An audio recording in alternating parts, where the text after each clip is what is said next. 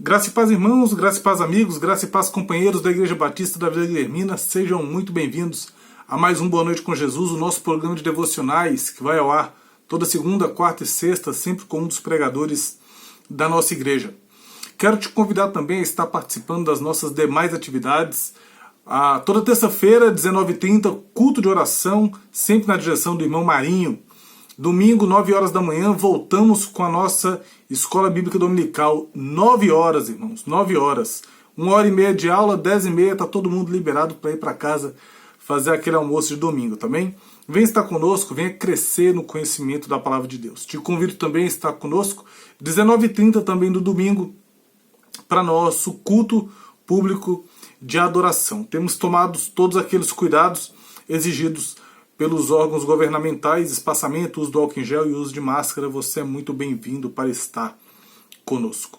Nós recentemente terminamos uma série de meditações na oração do Pai Nosso, lá em Mateus capítulo 6, e agora estamos fazendo uma série de meditações em Êxodo, capítulo de número 20. Nós iremos pensar um pouquinho nos 10 mandamentos.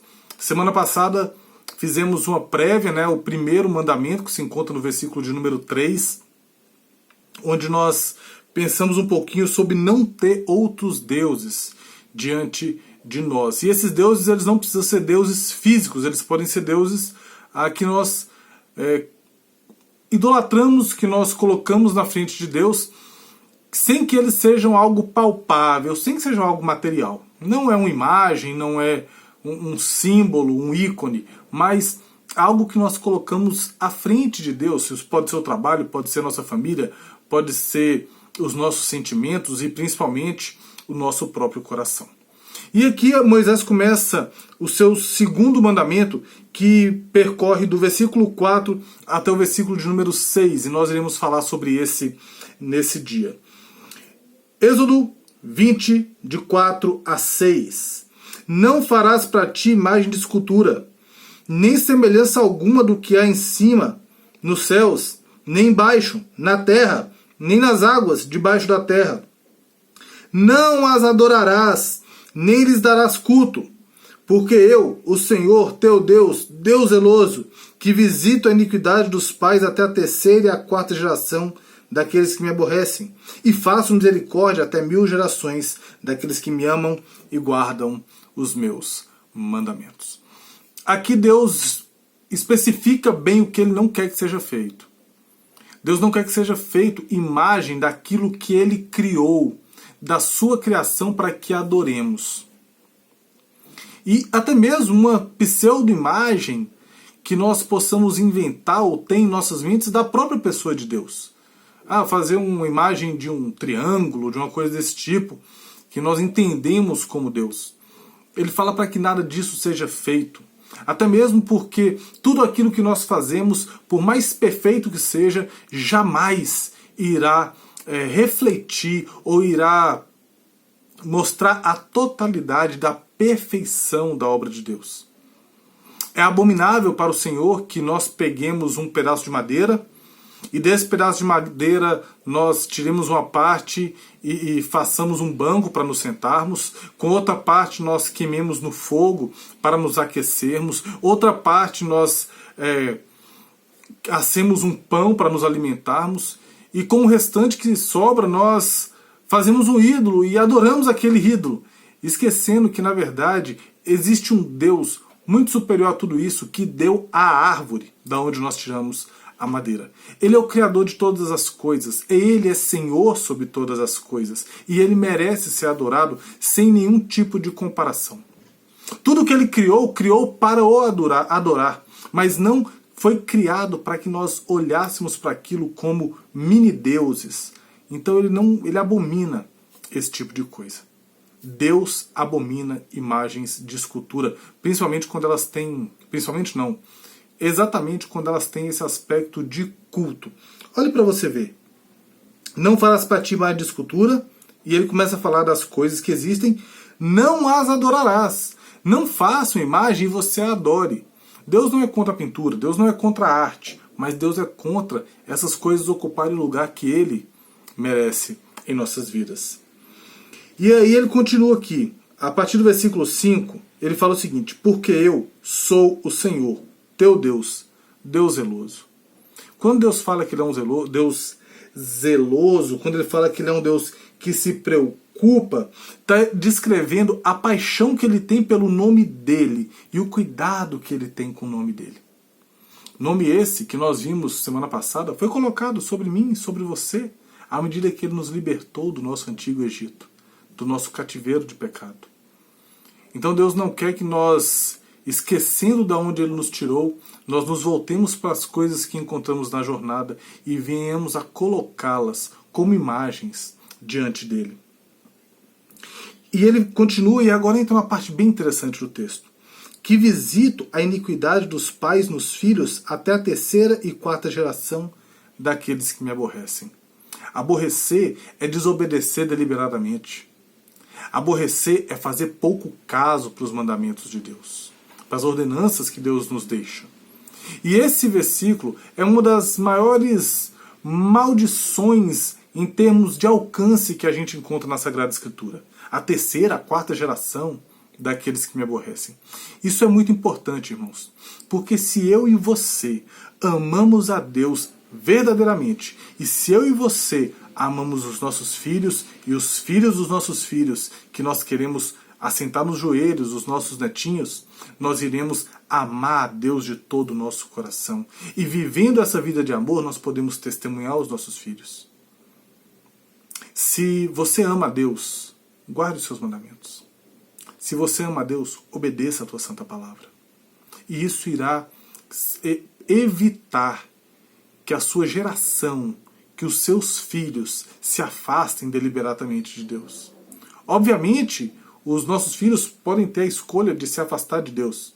Mas uma coisa que nós não podemos fazer é viver uma vida de idolatria, uma vida de descaso com os mandamentos de Deus, uma vida de descaso com as suas ordenanças e esperarmos que os nossos filhos se tornem bons crentes. E assim como tem essa maldição que pega a terceira, a quarta geração daqueles que decidem viver em desobediência a Deus, o versículo 6 traz algo bem legal.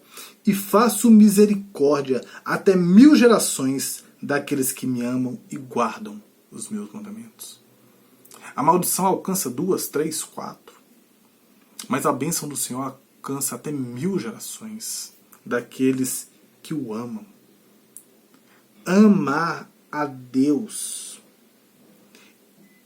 Entender o papel que Ele tem na minha vida, na tua vida. Não ter Deus como aquele indivíduo longe e que nós só vamos até Ele quando temos alguma dificuldade, mas trazer Ele para bem pertinho. Eu amo o Senhor. Então nada será feito pelas minhas mãos para ocupar o lugar dele. Nenhuma imagem de escultura irá ocupar o lugar de Deus, por mais bela que a arte seja.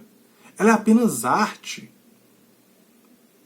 E quando eu contemplo as coisas que Deus fez, eu vejo as grandes obras de um Deus criador.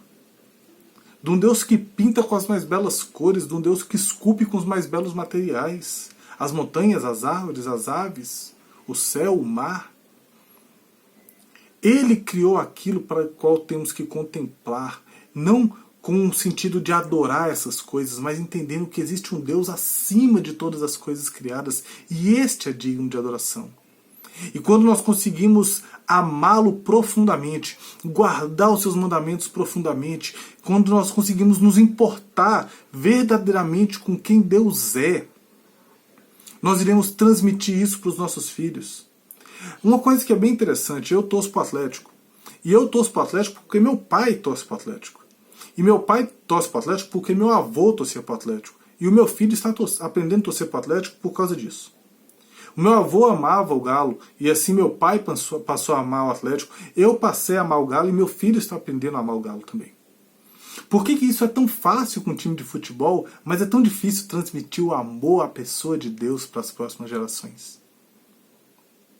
Se você ama o seu filho, não ensine apenas a amar um time de futebol, não ensine apenas a amar uma cidade, não ensine apenas a amar uma profissão, um ofício que várias pessoas da família ocupam, vários são advogados, vários são médicos.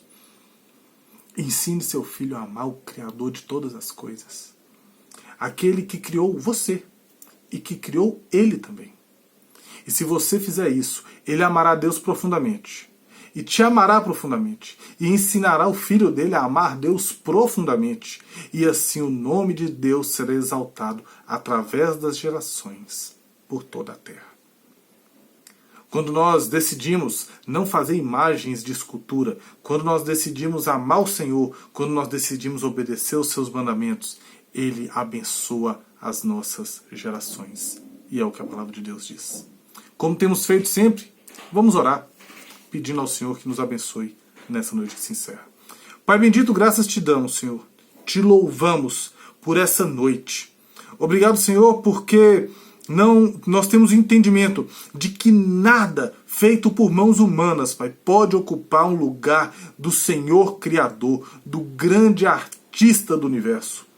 Pai Santo, nos ensina a te amar de todo o nosso coração, a não aborrecer os teus mandamentos, para que assim nós sejamos abençoados, a nossa geração seja abençoada, os nossos netos sejam abençoados, os nossos bisnetos sejam abençoados, gerações e gerações aprendam a te amar e o teu nome seja exaltado sobre a face da terra. Nesse momento te pedimos, nos dê uma boa noite de sono, cuida de nós, Pai, e que somente o Senhor ocupe o trono do nosso coração. Somente o Senhor esteja diante dos nossos olhos. É o que te pedimos e agradecemos, no nome santo de Jesus. Amém e amém. Então é isso. Deus te abençoe, Deus te guarde, Deus te proteja, Deus conduza o teu viver. Que Deus te conceda verdadeiramente uma boa noite com Jesus. E até o nosso próximo encontro aqui no canal da Igreja Batista da Vila Guilhermina. Fiquem com Deus e tchau, tchau.